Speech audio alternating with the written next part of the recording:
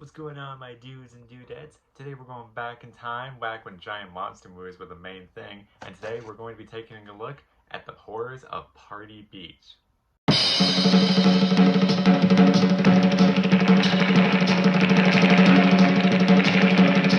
Released in 1963 and directed by Del Taney, this not only is just one generic giant monster movie, but it also has a twist added to it. It's also a musical. Yeah, we'll get to the music by the time we get there.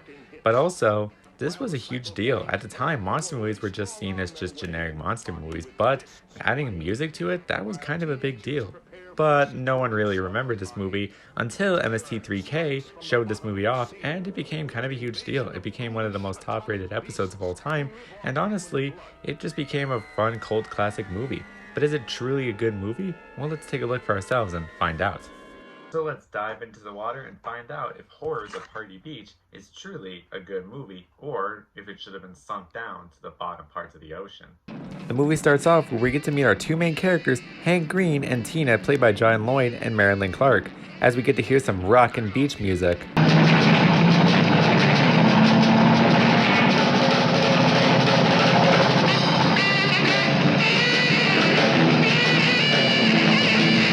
Let's get that beach music going on while we're driving through our car very fast in a boring way somehow, even though it's going very fast. This movie's gonna suck, isn't it? It's here we see that Hank and Tina are having relationship problems and have been fighting constantly. My issue with this is that it really goes nowhere with it. Yeah, we don't really see them talk as much. This is the only scene we see them talk at, so we really don't care about them because we know one of them is going to die because it's horror movie trope in 101. Someone here is going to die. So we just don't care by the end, really. And honestly, it doesn't last very long, so it's just kind of pointless and weird. Like this movie in a nutshell. It's here we get to see how the monster was actually created, as we see a boat dumping toxic waste right into the ocean. One of them spills, dumping it right into a skeleton, turning him right into the Fishman himself. And are you ready to see what the monster actually looks like? I don't think you are. Here you are. This is your monster that we are supposed to be afraid of.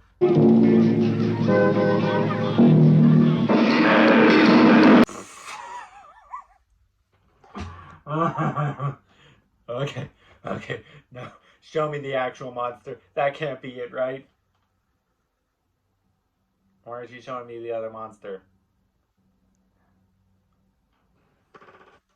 That's the actual monster, isn't it?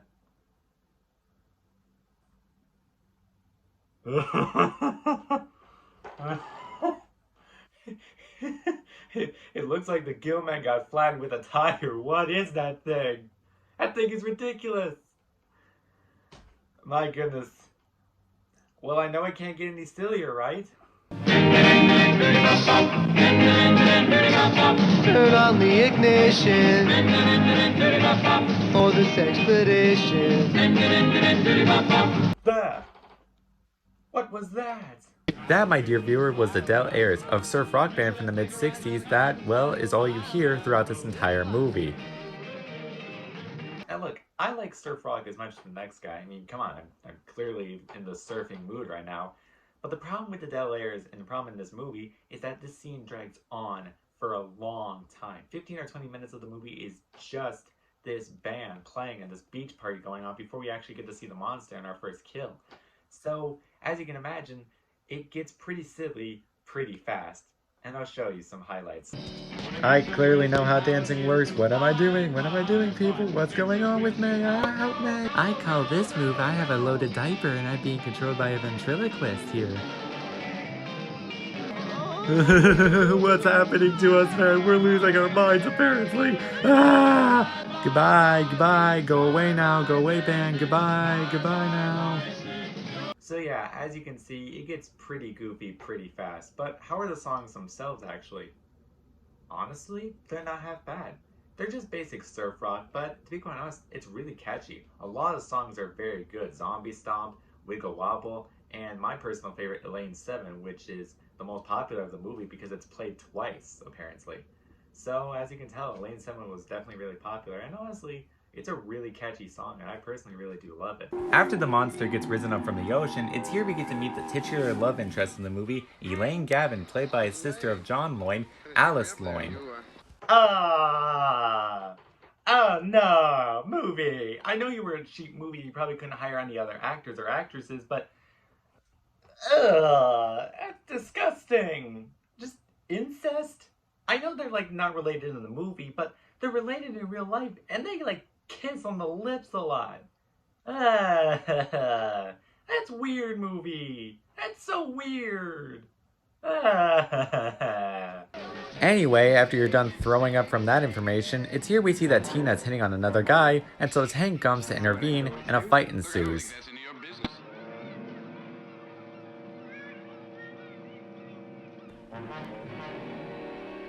Body blow. Body blow. Kick you in the nards. Whee! Oh, my spine! Oh, my spine, that hurts, man. That hurts so much. That's it. You're gonna die. I'm gonna tackle you. Like, seriously, this fight should be over in like 5 seconds. I mean, look at Hank and look at the guy he's fighting. I think Hank would win in this fight. I'm just saying. And also, it just gets so silly. Everyone's like headbutting each other. At one point in the movie, they actually like, grab one of the guys, like use him as a battering ram to headbutt one of the dudes. It's just... it's just so stupid, but it's so funny. I just watch that fight scene for yourself and you'll see how ridiculous it really gets. It's incredible. I'm just saying. Just watch that scene and you'll see what I'm talking about. Anyway, 15 minutes into the movie and we finally see our very first kill, which is of course Tina being mauled to death by the monster himself. It's here we cut to Elaine's father, Dr. Gavin, played by Alan Laurel, a scientist who we don't actually know what he's working on. We never really get a clear explanation on that.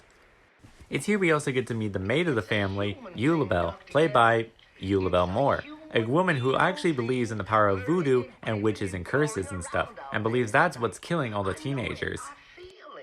We then cut to a sleepover with a bunch of girls while they try to get to see if Elaine's coming, but she's really upset about Tina's death and decides not to come, so she calls and says she's not coming, but everyone acts so shocked that she's not coming. Yeah, seriously, Elaine, why won't you come to my sleepover? I mean, I know your best friend literally just died right in front of all of us, and I know that we should all just be so traumatic and not even want to leave our house, but boys, come on, boys. It's here we see at the sleepover the monster comes right after them, when all of a sudden, a second monster appears. If you're confused as well as why there is a second monster, I'm with you. Why on earth is there a second monster? I have no idea. Maybe when the monster kills, he can reproduce, but I have no idea. If I'm missing something, please, someone, let me know down in the comments below, because I am so confused on how on earth there's a second monster. It makes no sense. They don't explain it whatsoever. Ladies, come after me. You wanted boys? I'm a boy. Come get me. It's here we cut to the most annoying part about this movie, these three women who are heading straight to Brooklyn. Why is it so annoying, you might ask? Because it is filler.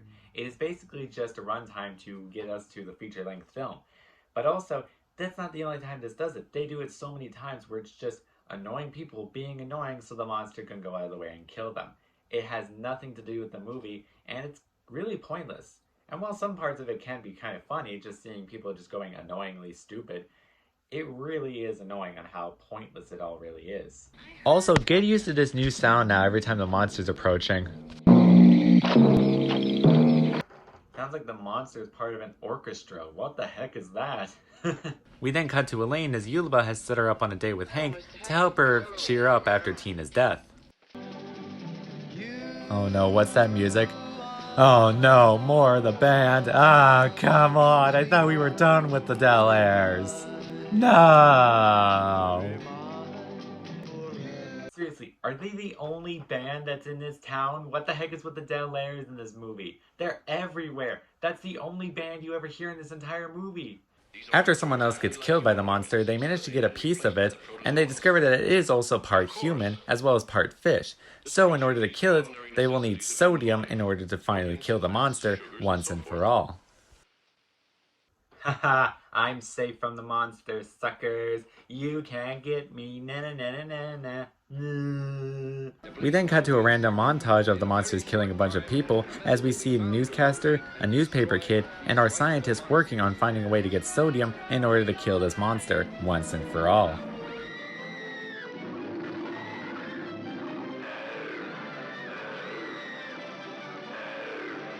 We then cut to Hank, who's driving to a chemical supply company who will give him the sodium he needs to finally kill that monster once and for all. We then cut to Elaine, who's in Fingal's quarry looking for sodium. As you guessed it, the monster is right there, ready to attack. Hey, what's shaking good looking? Ever been with two fish before? Well, why don't you try for the first time, you know what I'm saying? More fish appear as Elaine's father and Hank finally show up, but Elaine's father is getting choked to death by one of the fish monsters. But Hank comes in to save the day, burning one alive with the sodium as the rest toss more sodium at each monster, killing them once and for all. If salt does really protect you, that means in order to survive this movie, one sec.